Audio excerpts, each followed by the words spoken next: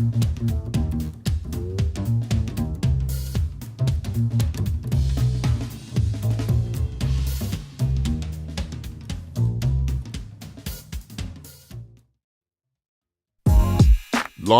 from the Ken and Valerie Baker studio at WHYY, this is Studio 2. On Wednesday, March 11th, welcome, friends, on into the program. I'm Cherry Gregg. And I'm Avi Wolfman-Arndt. Artificial intelligence may be the defining technology of our time, but behind every chatbot, algorithm, and AI breakthrough is a physical reality that most of us never see. Huge warehouses filled with servers, constant electricity demands, millions of gallons of water to keep those machines cool. Across the country, tech companies are racing to build massive data centers to power the AI boom, but communities are starting to push back, citing increased energy costs and environmental concerns, and some of these resistance efforts have been successful. And now some municipalities are putting new rules in place. There's also a call to pause it all so that lawmakers can catch up and get a handle on everything. And there are so many questions that are coming up because of this debate with both supporters and critics on both sides of the aisle. And so today on Studio 2, we're digging into this growing backlash to AI data centers and ask who should be the ones to pay the price for this AI revolution. We have two guests with different opinions on this issue. We'll also hear some other points of view, and we want to hear from you as well. Our question of the day is, should we slow the development of data centers, or is that too big of an economic risk? You can give us a call to participate in the conversation at 888-477-9499. You can email studio2@whyy.org. And if you're watching or streaming on YouTube or Facebook, hello, you can put your comments in the chat. And also, how dare you use all that energy? Oh, yeah. Streamers. Yeah, for real, because that's part of it. Well, part of it, too, is that we've always had data centers that were powering kind of normal internet activity, but they required less energy, right? So These are huge. They're more energy hungry. So to be fair, the people who are like streaming or just like on the internet, they are, accessing data. Probably centers didn't know, though. Some Probably way. didn't realize it, yeah. But maybe not too at WHYY.org. And oh, by the way, our first story in our trio is about data centers. Newcastle County, Delaware is one of the places in our region where there is a big debate right now over data centers, specifically a proposal in Delaware City called Project Washington. And while that fight unfolds, the county has separately decided to pass new regulations on any future data centers. Last night, according to Delaware Online, the county council unanimously passed an ordinance requiring data centers to have a closed-loop water cooling system to limit their water use and create a 1,000-foot buffer between data centers and residential areas. And there's an exception in there, a carve-out, if the development can follow some noise regulations. Now, this only applies to future projects. It does not apply to this very controversial Project Washington, but it does show how one of these community-level fights can lead to regulation, can lead to legislative action. And we saw it just now in Newcastle County, Delaware. Yeah, so interesting. By the way, that data center that started all of this kicked off this debate last year, and it's huge because I don't think a lot of people realize. I mean, this is one that has 11 two-story data center buildings surrounded by electrical fields on 2 large land parcels. And according to Delaware Online, it would be 6 million square feet worth of data centers running 24 hours a day, 7 days a week. So that's why all of this sort of bubbled up down in Delaware. But this is bubbling up, like you said, all over the region, in states across the country, because this is real. And the thing is, we want to cash in on this boon, but people don't want it in their backyards. Bubble, bubble, bubble. Yeah, there you go. Story number 2. The site of a man's arrest by immigration officials in North Philadelphia is now the home of a blue Pennsylvania historical landmark sign, but it's a fake one. The sign is located at 5th and Fairmount, and it's titled ICE Kidnapping and Ghost Car to mark the February 16th arrest of a GoPuff worker as he was making a delivery in Northern Liberties. The sign notes that the man had his car parked in a handicap zone with hazard lights on, quote, clearly not expecting to be kidnapped, end quote, and his car remained in that space with the hazard lights on until the battery died. And according to the Philadelphia Inquirer, which did a story on this, the blue and yellow sign is part of an art project calling for the public to pay attention to these ICE arrests. And this sign was created by Hudson West. He's an artist and musician who lives in Northern Liberties. And he told the Inky that they created this sign after wondering what happened to that driver and how his life changed in an instant. And by the way, the federal government takes issue with the use of the term kidnapping.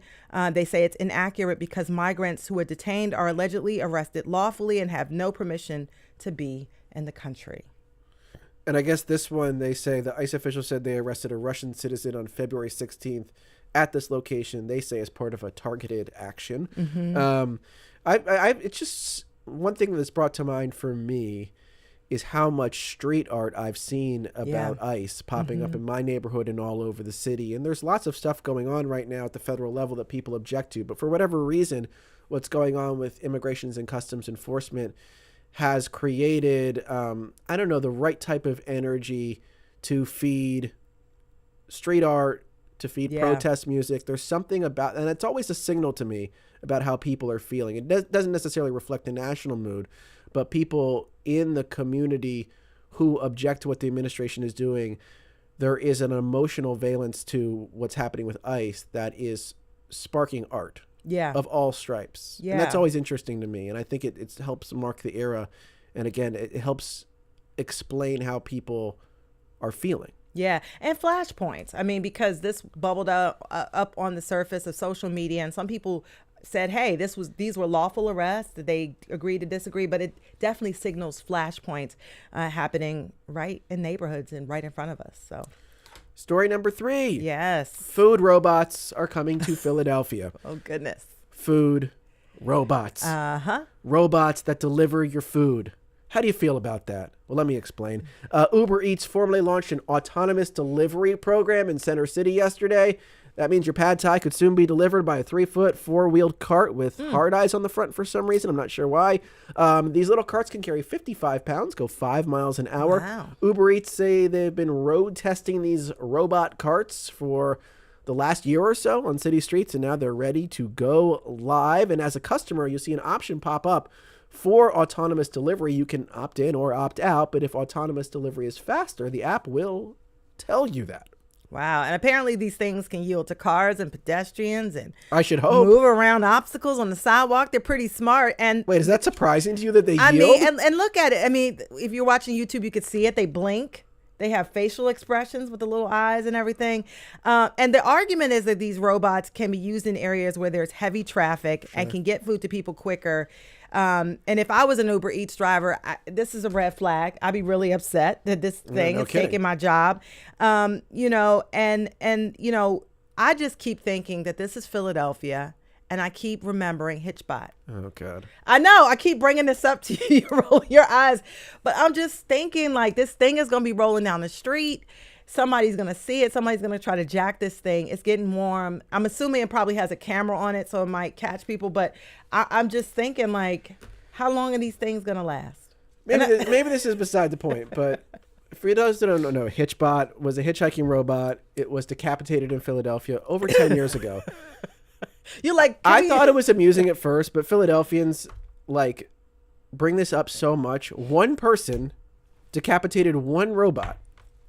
I guess congratulations. I don't understand why people are so hung up on this. Why you think people are? This is now like a pattern. It happened one time. We don't even know if the person who did it was from Philadelphia. The portal also got dislodged as well. That wasn't a robot. I mean, that wasn't a robot, but I'm just saying there's it was vandalism technology. in Philadelphia. No. But I don't know. Because it's going to be riding around. It's going to be like, in a way blinking at people, taunting people. You said this when the Waymos came, and they've been going all over the city for months and months, and nothing has happened. It hasn't gotten warm yet. It was cold. Mark my words. Oh gosh. No, I mean, I really feel like people think there's some sort of anti-robot force field around Philadelphia, and they're not really contending with this technology. So you really think, Avi Wolfman-Arent, yes, that this thing is just going to go down the street unscathed? It's not going to get like some kind of spray paint on it or nothing. Like, you really think? I really think there might be some minor vandalism, as there is with basically everything. People vandalize moving trucks in the city, but no, I don't think it's going to be a major problem. Okay, we'll see. They have cameras on them, and the weather just literally broke, just the weather just broke. You have faith in the city. I just love that. It's not faith. I think they're fake. I think there's a lot of fake tough people out there who had nothing to do with HitchBot who think now that they're going to do something. I'm using HitchBot as a, we'll see. But we're going to be talking about AI data centers on the other side of the break. There's real resistance there. There's the actual resistance, not decapitating robots. Well, this one doesn't even have a head.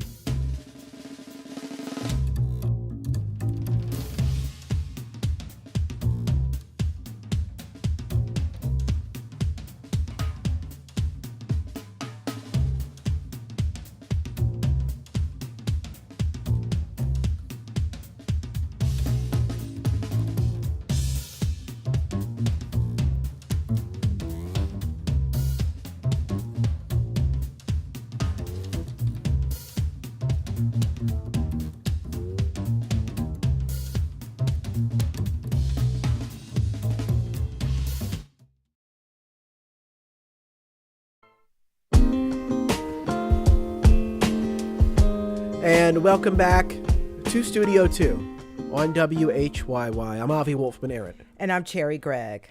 There is a growing backlash against AI data centers around the country. Communities are blocking proposed facilities from companies like Google, Amazon, OpenAI, and Meta. Residents blame power-hungry data centers for rising electricity costs and worry these massive server farms will harm the environment. Already this year, 24 projects have been scrapped. Increasingly, lawmakers and consumers are calling for companies to be required to bring their own power to projects. Last week, President Trump met with tech executives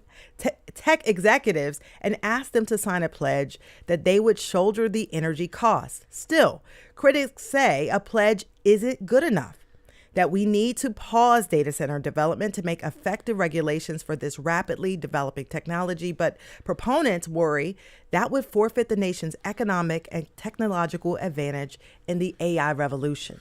We have two guests with different perspectives on the data center debate joining us this hour. First, let me introduce Will Reinhardt, Senior Fellow at the American Enterprise Institute, who studies the political economy of technology and innovation. Will, thanks for being here. Thanks for having me. And an equal thanks to Jackson Morris, Director of State Power Sector Policy for the National Resources Defense Council. Jackson, nice to see you. Great to be here. And for you, our listeners at home, on the road, or elsewhere, we'd love to hear from you this hour. Our question of the day: should we slow the development of data centers, or is that too big of an economic risk? You can give us a call. The number is 888-477-9499. The email is studio2@whyy.org. And for our streamers on YouTube or Facebook, you can put your comments in the chat. Jackson Morris, I want to start with you. I know you have some concerns about data center development. What is your chief concern? If you could pick one and say, this is the thing I'm most worried about. I'll cheat and pick two. Go ahead, pick two. We have an hour, so you can pick two. Two of the biggest concerns we have are that basically, depending on what we do or don't do in the regulatory space, the future of data center growth can either be incredibly expensive for everybody and incredibly dirty in terms of increased emissions, depending on where the power comes from. Conversely, if we have the right guardrails in place, we can ensure these large electric loads from data centers cover the entire cost that they're driving on the system. And if we steer them to invest in new, additional, zero emissions resources to power those data centers, then we could actually have some significant positive impacts in terms of emissions and costs. But that's a huge if right now. And it depends entirely on what laws and regulations we do or don't put in place. Well, let me kind of flip the question for you. Sure. Is there something that you're very concerned about would happen if we overregulate, if we miss out on the opportunity that data centers present to communities? Is there like a chief concern you have there? Yeah, no, I actually just want to highlight what Jackson said here because I wholeheartedly agree, right? We have to get the regulations right. We have to make sure that we're doing this intelligently. That's really the big and important thing. I do worry about there is clearly a pretty big backlash against data centers, and I think for obvious reasons, right? People are concerned about a whole bunch of different issues. They're concerned about rising energy prices, the water usage, a whole bunch of things that I know we're going to talk about. But it's gotten pretty negative recently, right? And particularly with data centers, you look at recent polling, late last year, effectively, it was kind of neutral. People were like, yeah, I'm kind of positive, kind of negative. Now, recent polling in the last month or so suggests that basically it's -25, right? So we've seen specifically, like really in the last 4 months, a pretty big swing in polling against these things. And I worry that fundamentally, there are a lot of technologies and a lot of benefits that come with this. New medicines, new materials discovery, a whole bunch of new things. Businesses are using AI in a pretty significant way. So, there are a whole bunch of upsides, and we just need to be very conscientious and be smart about the downsides and how we do policy and do it correctly. Yeah, about 48% of Pennsylvanians believe AI will have a negative impact on the economy and things like that. And so I wanted to kind of start digging into a little bit of the concerns. And I know, Jackson, you're very much pro-environment on this. And so, these data centers are football fields filled with, these servers that we usually don't see, but they power all the chatbots and some of the other technology we use. And so I want to kind of talk about, from an environmental perspective, what makes AI data centers sort of different from the traditional sort of infrastructure that we've typically had. Jackson. I think in a word, it's scale. These are not your father's like old fashioned quaint data centers that we had back in like 2010, 2012, early 2000s, when like the original internet was kind of getting off the ground. So there's been data centers around for, a couple of decades, but they were a fraction of the size. And so essentially what you're dealing with now is, Meta has proposed a data center in Louisiana that's literally the size of Manhattan. You've got right now, projections for electric load growth in the United States. Just 3, 4, 5 years ago, load growth for electricity has been pretty much flat for a long time. And starting 3 years ago, we now see between now and 2030, we're literally going to have an estimated amount of that's 16 times the peak load of New York City by 2030. And by far over half of that is from data center load growth. And so the sheer scale of the electricity that these things consume is pretty staggering. And so that's a new paradigm. And what's happened is regulators, lawmakers, all of us got kind of caught flat-footed because this happened so quickly and evolved so quickly that really the existing constructs we have in place to manage the grid and interconnect these in a reliable way, make sure we have enough power to supply them, hopefully have that, as much of that as possible be clean power, is trying to catch up because we've never seen loads this big, this concentrated in places where you could have, and they can get built in 18 to 24 months. Yeah. So they can get built very fast. They're giant. And our grid and our regulations just haven't been designed to deal with that. So we're really playing catch up now to really change how we address it because the old rules and approaches aren't going to be sufficient to manage this new emerging load. But it's really scale, I think. Yeah. But I don't know if Will wants to add to that. And yeah, Will, I see you nodding ahead because you sort of acknowledged that, this need for large amounts of electricity is an issue. And so I want you to comment on that. And where should, we be focusing our attention when we talk about the needs of these massive data centers? Yeah, of course. Yeah, no, I mean Jackson is completely right here. I mean we're seeing pretty dramatic demands, right?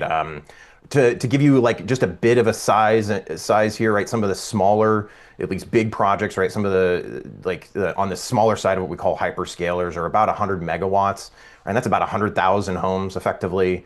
Up to the 1 gigawatt is effectively 700,000 homes, roughly speaking. So we're talking about a pretty big demand for these data centers, and it is really driven obviously because of energy needed to both power the server racks and power the chips, but also then cool things. I would say that the big hope, I think, and in part we've had for many years. We have had an aging infrastructure when it comes to energy. We have needed to transition to clean energy, to nuclear, to solar, wind, geothermal, stuff that is renewable and does not have the problems of carbon. And I think that this is kind of an opportunity to ensure that that actually happens correctly, right? That for the first time we have a really big demand for energy, and if we do this right, I think we can ensure that the new load and the new energy that's coming on is it is positive, it is renewable, it is high quality, and there's been a lot of efforts. There's things that, for example, we're talking about fusion, right? There's a fusion power plant that's going to be going down. That's being built currently, not too far away from me. I mean, that's never been talked about before. We're talking about reopening 3 Mile Island, redoing some of that. I mean, these are things that just new hydro plants that have been that need to be redone. We're talking about new development, new battery technology. I think that this is positive. We need to be smart about this, but I think this is positive for the trajectory of the United States. Probably it could prod us towards some solutions. Go ahead, Jackson. Just to build on that, just real quick. I think it's a really good point. I mean, basically, these are $2 trillion companies, and they need to do their fair share to ensure that the development of these companies and data centers does not spike electricity costs or spike climate pollution for consumers. And I think that's really the kind of the North Star. And if they fail to do that, the backlash that we're already seeing will get much worse. Yeah. And so I think it's in their interest to try to find ways to achieve those. Consumer impacts have to be mitigated, pollution impacts have to be mitigated. And some other polling we just saw was really fascinating from a couple of weeks ago, showed that when you polled people and said, what if a data center is powered by clean energy versus fossil power, the opposition was cut in half. So what power is supplying these data centers is critical in kind of public opinion around whether they oppose or not. Yeah, let me read our question again for folks out there listening. Should we slow the development of data centers, or is that too big an economic risk? Give us a call, 888-477-9499. You can email studio2@whyy.org. Sean says, I never asked for any of this AI, and I reject the data centers. Also, as a delivery driver myself, I reject the idea of delivery bots unless the government wants to give us universal basic income. Thanks, Sean. Matt says, wait, why thanks, Sean? No, I was just saying, commenting on the chat box. I'm not saying people are in favor of the robots. I just don't think they're going to decapitate them. But prove me wrong, folks. Go ahead. Anyways, Matt asks, when has slowing technology worked in the past? Okay, we're talking a lot about energy so far. And I think that's the area where everyone agrees there is a problem that needs to be solved. However, when you get into like the local level, these fights over data center A or data center B, I hear a little bit about electricity, but I hear a lot also about water usage. I hear a lot about noise. I hear a lot about the fact that they look ugly. I mean, Jackson, are those legitimate concerns? Are those concerns overblown? I would say they're absolutely legitimate concerns. I think what we're seeing at the local level is that increased concern around water. I think there are, again, similar to on the electricity side, we're going to need guardrails and regulations that ensure data center water usage doesn't impact water quality or quantity for the rest of the customers in a region. We've seen some very extreme examples.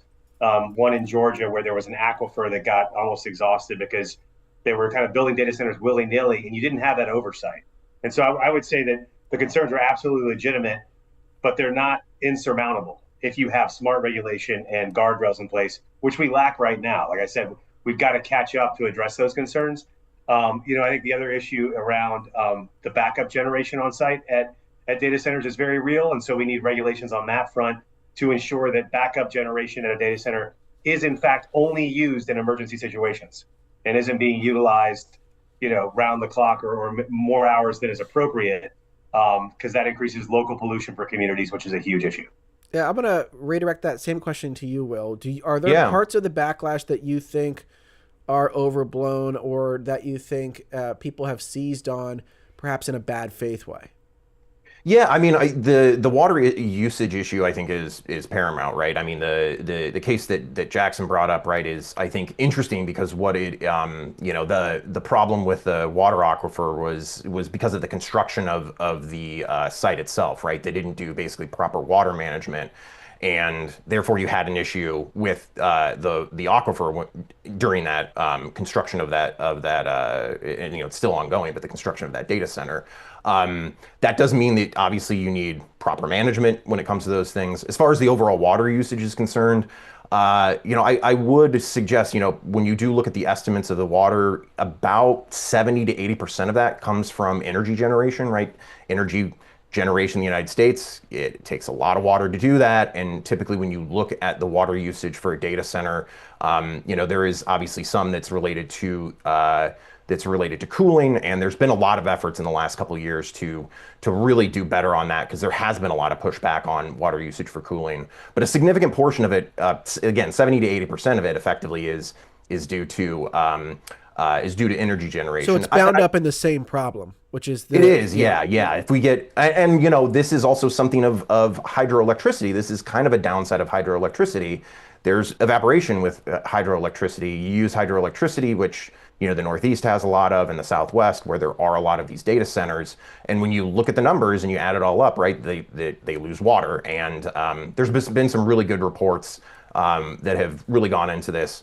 This is something I've been pressing the federal government. They need to do better, and I think there's a lot of opportunity to try to understand all of these things together, right? There's a lot of things that we don't know. I care a lot about the details, and a lot of those details are delayed by 2 or 3 years, right? The reports, because of various interesting things happening in the government, are delayed. So all of these things, I think, are really paramount to understand and really give citizens the best information. I would also say, just real quick, about the energy usage, or the water usage, right? When we use a lot of water, an American uses roughly 400 to 500 gallons per day. And when you look at the water energy usage of, these large data centers, right, they're effectively half of, like, say, a fast food restaurant. So there's a lot of energy, or a lot of water, that we use all the time. We use it for food. That's really the biggest source. And so when we think about these things, I do think we need to put it a bit in comparison. And when you do put it in a comparison, not to say that we shouldn't be attendant to it, but that it also puts it into a bit of perspective. Yeah. That, using these prompts, it's using a couple prompts a day is much less bad than eating a burger. Yeah, I'd love to get another perspective. We have with us Charlie Cradaville with Food and Water Watch. He spearheaded the successful campaign to block a proposed data center in New Brunswick, New Jersey. Charlie, welcome to Studio 2. Good to be with you. So I just want you to sort of give us a brief summary of why you think your campaign was so successful. Yeah, it was a really phenomenal organizing effort. It wasn't just Food and Water Watch, but we had a strong and diverse coalition that worked together to stop this project in just 9 days. So I'm a local New Brunswick guy. I happened to be at the planning board meeting the night when they revealed that there was a plan afoot for a 27,000 square foot data center, and the city council was poised to approve the changes to the redevelopment plan that the developer had requested and allow for unlimited construction of data centers on Jersey Avenue. But because I was there, we were able to step into action, mobilize lots of people around the city. We had an easy online action that people were able to take, and over 300 people sent messages to all 7 council members.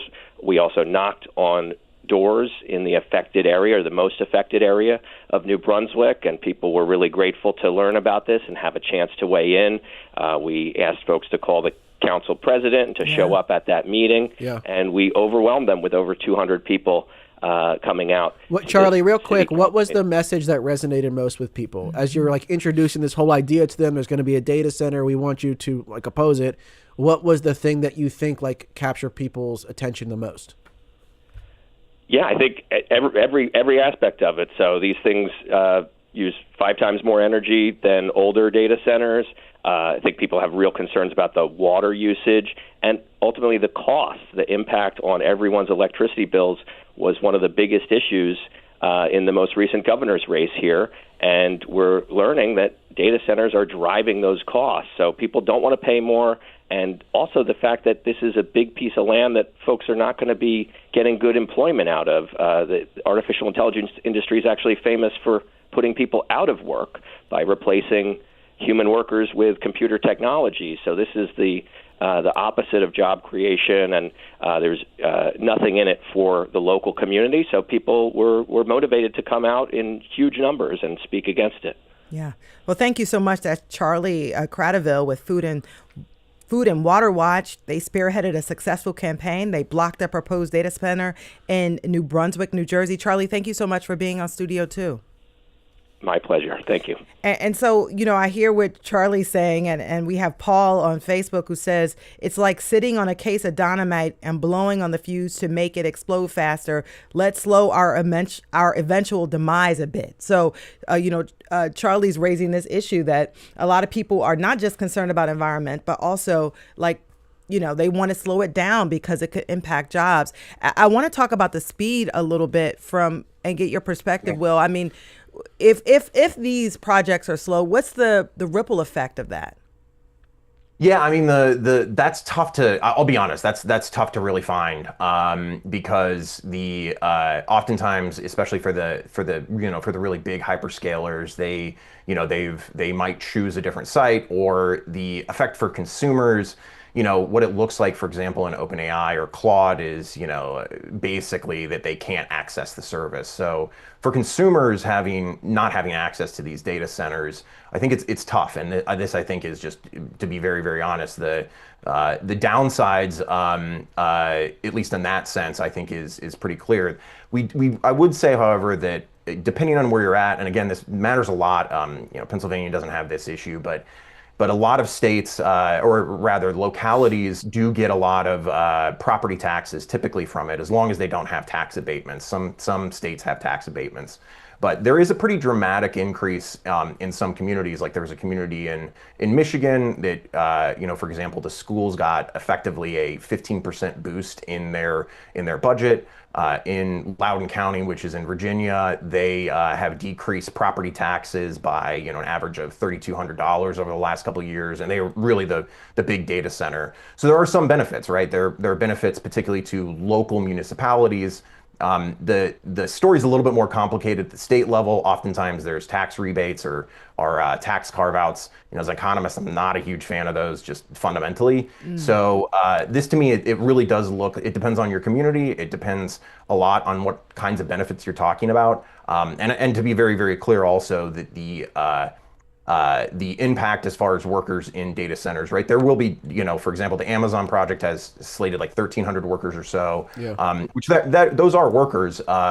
It is lower, I will be very honest, it's lower than a lot of other industrial projects, but that does come with the benefit of higher property taxes typically. Okay, so a lot to get into, and we have to take a break. We see all the comments, we see the calls. We're going to try to get to some. We also have a state senator on the other side of this break who's proposing a moratorium here in Pennsylvania on data centers. Going to get her perspective and keep those calls coming. 888-477-9499. We'll be right back.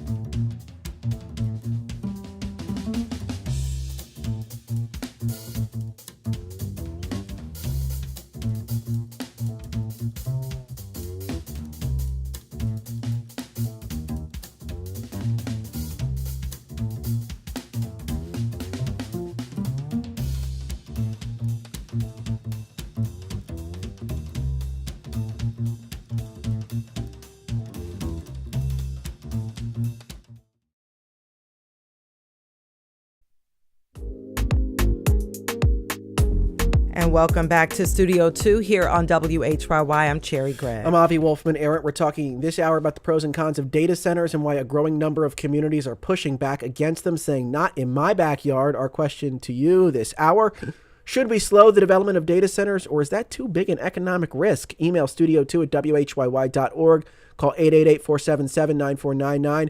If you are streaming on YouTube or Facebook, put your comments in the chat. And rejoining the conversation, we have Will Reinhardt, Senior Fellow at the American Enterprise Institute, and Jackson Morris, Director of State Power Sector Policy for the National Resources Defense Council. And we want to bring in a caller who's on the line. We have Zach from Bellefonte on. Zach, you're on Studio 2. What's your question or comment? Hey, thank you so much for taking my call.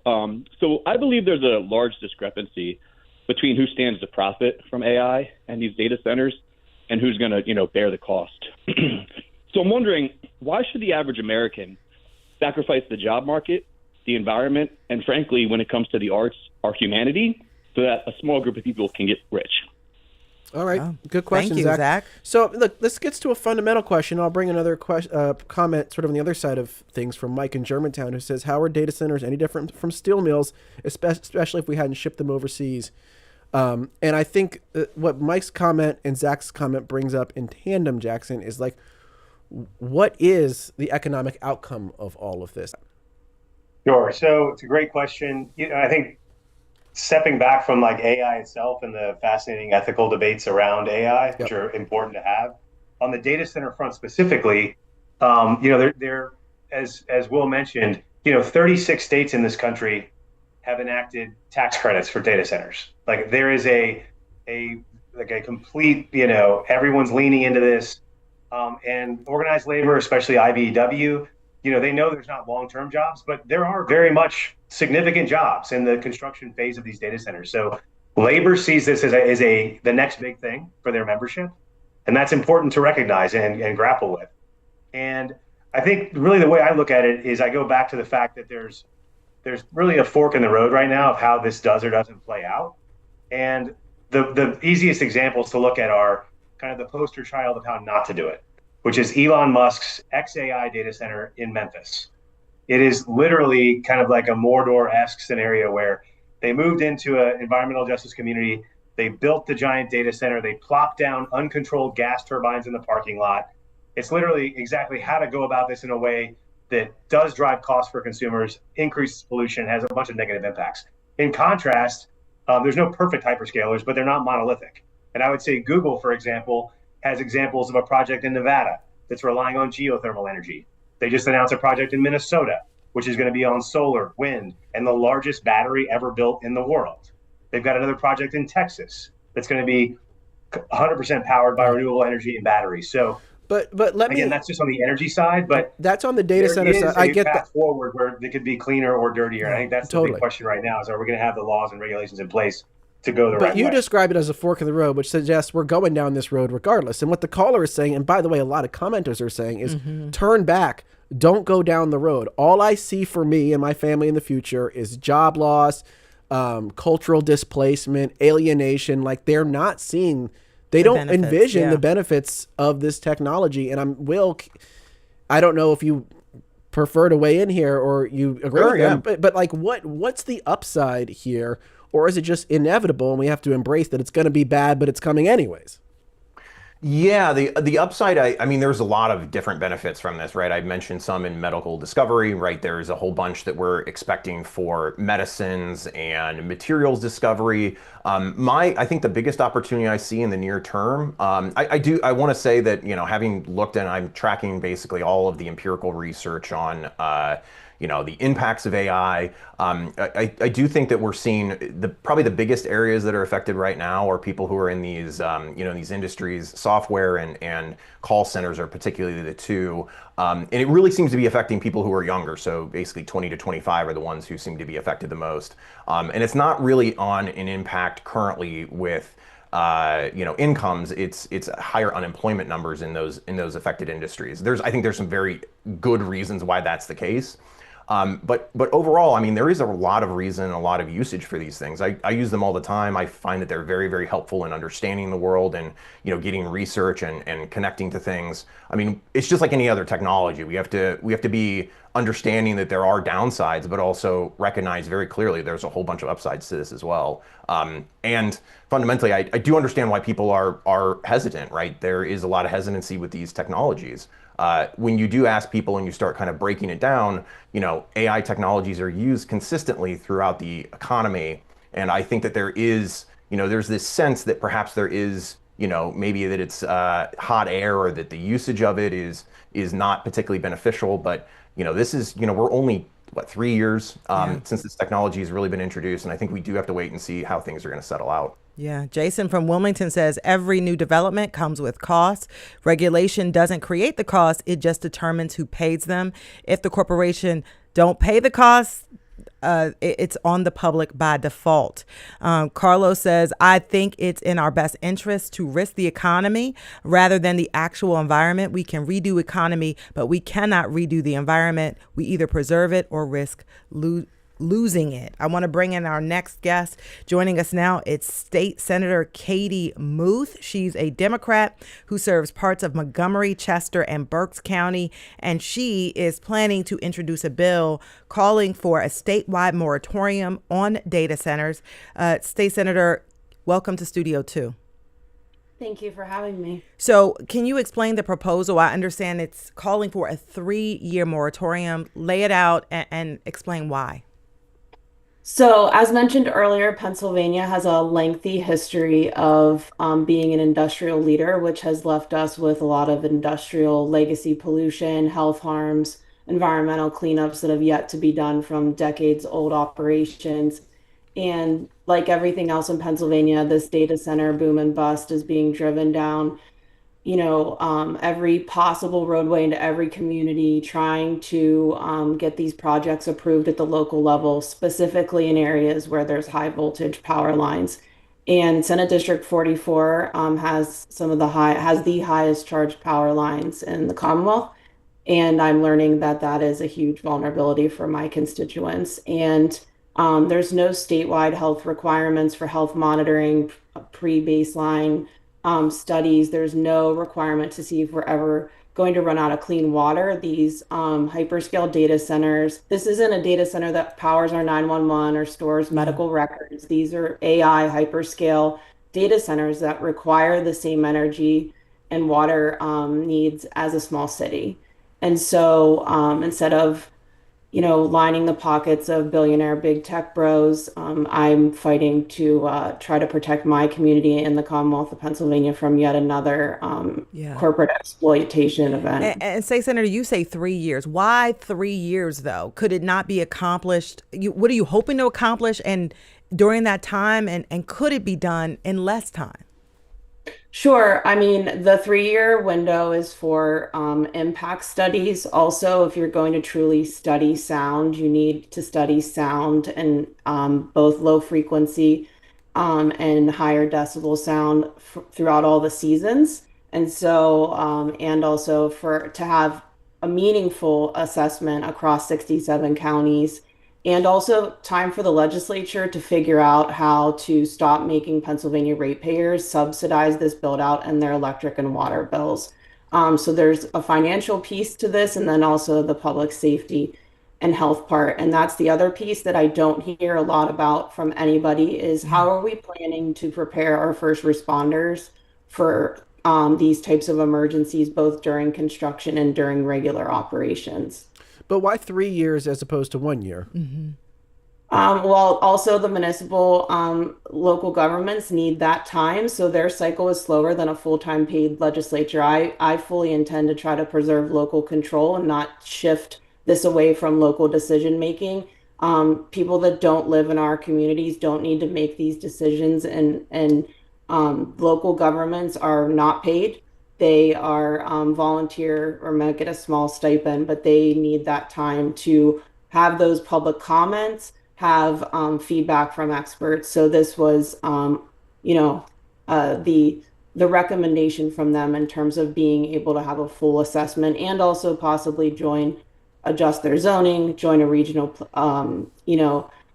commission so that they could be with other municipalities to protect themselves legally from this. And quick follow up to you, say, Senator. I mean, what do you say to folks who say 3 years, waiting 3 years, would cause Pennsylvania to lose the opportunity that this AI boom represents? Well, we're the gas state, right? So try going somewhere else where this is all tied to fossil fuel energy profit as well. So Pennsylvania, you can't move that from the ground underneath us. So I guess you could extract it and build a pipeline, but also the electric grid upgrades that need to occur. Pico, for example, my electric provider, they are telling data center entities that we can get you online in X number 2 years from now, 3 years from now. This isn't going to slow anything down. In fact, it's going to be a more thoughtful planned path forward. You did say earlier, though, that you described that these data centers line the pockets of, I think you said, tech bros. And I'm curious about that, I guess, description of it or that positioning of it, because, Governor Josh Shapiro last August announced plans to try to make Pennsylvania a leader in this space. He said, "I do not want China to beat America in this. There are just less than a handful of states in the entire country that are poised the way we are to be leaders on this data center development, leaders on AI development, and I believe Pennsylvania is poised to do that." I think the governor and others have made the argument that there is a much broader benefit here than just the people that run these companies. Yes, of course, they will profit, but that there is a broader economic development angle here. Do you just not buy that? I don't. I don't buy it at all. I think that it's a very political issue in terms of campaign contributions. These are some of the biggest donors to politicians on both sides of the aisle. And as you just mentioned, Pennsylvania's poised to be a leader in the eyes of some because we have fracked gas supply. And we're one of the states that also burns coal ash for power. So I think that what some may frame as a benefit, economic opportunity and innovation should not bring harm to the public. And so until someone can prove that this will not impact people's home values, people's livelihoods, people's health and well-being, that is just not even being mentioned in any kind of commentary at these AI summits.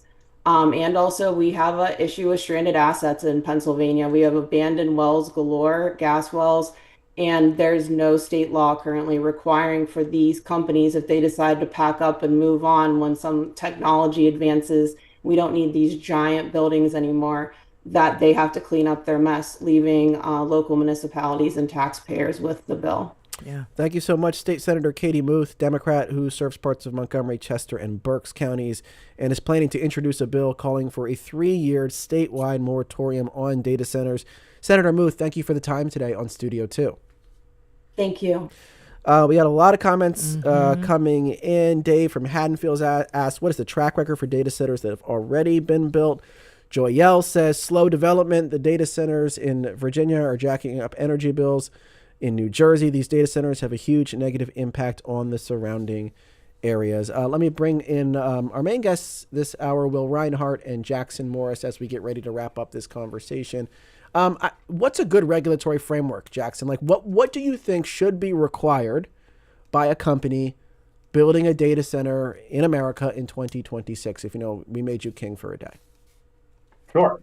And we're seeing elements of this surface in states across the country. It's just, as I said, just to reinforce it, we're playing catch up. In a perfect world, we could go back in a time machine 4 years ago and predict this expansion of data centers and get all the guardrails in place prior to the development happening. We don't have that luxury. So it's happening very quickly. The main pillars we need are consumer protections, which means regulations in place that any data center above like 50 megawatts, for example, has to in fact pay their fair share and cover all of their costs for any generation on the system, any transmission and distribution, interconnection, infrastructure that your utility has to pay for. So they pay for all of those costs. And working families and small businesses aren't saddled with the cost to interconnect these large loads. So that's one, consumer protections. Ring fence these loads, make it bulletproof. Number two, emissions need to be controlled and minimized. And so we need a directive that says any of these loads above a certain size need to actually procure and bring their own clean energy that is new, additional, deliverable, zero emissions energy to meet the demand of their data centers. And if they do that, we're going to avoid emissions increases for everybody else. Number three, we need robust community involvement early that has transparency to allow communities to be involved in these processes and decisions so they're not kind of caught off guard and don't anticipate the impacts they might experience. And so those are the three pillars for us: consumer protection to mitigate costs, emissions protections to rely on clean energy, and number three, robust community involvement. And how much would that increase the cost of these projects, like on a percentage basis, do you think? I would say I'm not really concerned about $2 trillion companies having increased costs. And I think if you ask them, they wouldn't say cost is an issue. Yeah, Speed to market is their number one they priority. have the money, so you might as well charge them, and they have the motivation, so just charge them. Correct. Yeah. And Will, I'd like to get your take on those three pillars. And also, do you think when we talk about speed, we heard the state senator say 3 years to have a thoughtful approach. Yeah. I want you to put on there how much time do you think it'll take, and your thoughts on these three pillars that Jackson said, but also timing.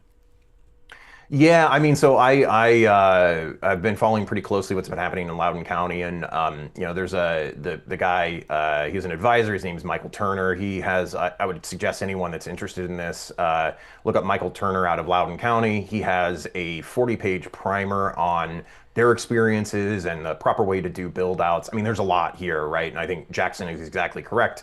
There's a lot of things that we do need to get right about energy and water usage, setbacks.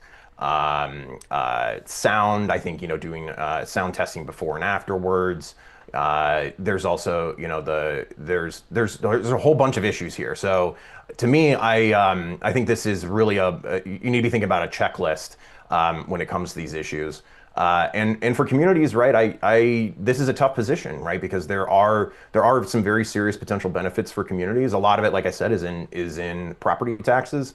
There are some potential downsides, and I think that this is not an easy decision to make, and I don't think that people should make it lightly. As far as the impact on the big data centers, right, we've talked a lot about the hyperscalers, Meta, Google, the big players in this space. And Amazon, they do a lot of, I'm pretty confident they're going to do the right thing. They've been pretty good stewards, broadly speaking, about this. They've been interested in trying to mitigate all these impacts. But there's also a separate part of this, which we haven't talked about, which is, people who are in the data center space who are, like CoreWeave is another big one, and, other infrastructure providers. There's a whole bunch of other players that are in this market as well. So those players may not be able to switch so easily when there is pushback. And I will say that this is a big thing. There's been a lot of pushback, and this is slowing down timelines. So I think there is going to be a pretty big impact here. Well, that's Will Reinhart, Senior Fellow at the American Enterprise Institute. Will, thanks for your time today on Studio 2. Of course, yeah, thanks for having me. And thank you, Jackson Morris, Director of State Power Sector Policy for the National Resources Defense Council. Appreciate your time, Jackson. Yep, thank you all. Appreciate it. And thanks to our caller and everybody who wrote in with their questions and concerns. And of course, thanks to our producers, Debbie Builder, Andreas Copes, and Hazel May Bryan. Mike Schiffler is our visual producer. Al Banks and Tina Calicay engineered today's show.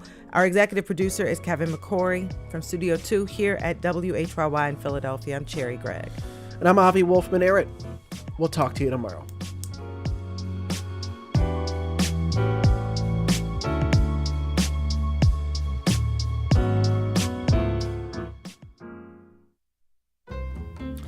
Tomorrow at noon, thinking about watching a movie or two before the Academy Awards this weekend?